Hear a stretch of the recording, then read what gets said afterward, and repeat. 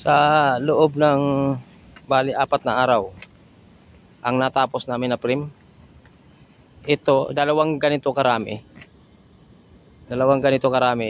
Ito kasi pang CR yan. Tapos ito mga pambintana. Ay, lahat yan na mga bintana, pero sa pang CR kasama na yung frame. Kasama na yung pinaka-darpa nito. Ikakabit mo na, i-install mo na lang 'to doon, tapos ikakabit mo na yung salamin. Ganun na lang siya. Ito ganito sa kalalaki. Yan. Dalawang system.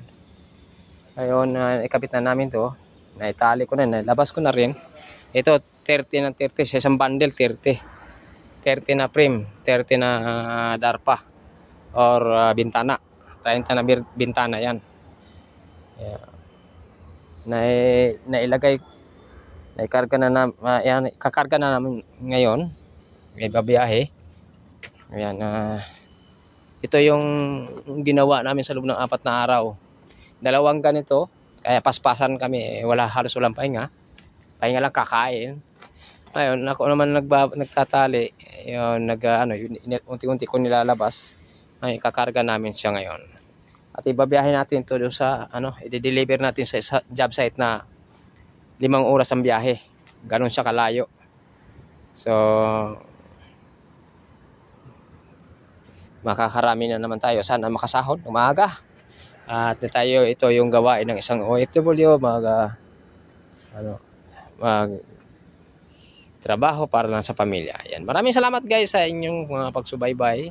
At mamaya ikakarga natin, ibibideo din natin yan pagkakarga. Ayan. At ito yung aking gagamitin mamaya. Hindi ko pala nalagyan ng tubig. Ayan. Lalagyan ko ng tubig. At yun yung mga gondola. Yung mga gondola or winch. Ayan. Ibabiyahe rin yan sa Damam. Kasi mayroon kaming 8 palapag na project. Ayan. Ibabiyahe yan.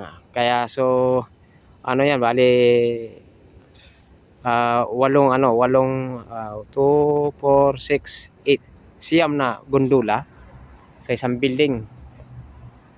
Paspasan yan, doble-dobleng tao kailangan para madaling matapos.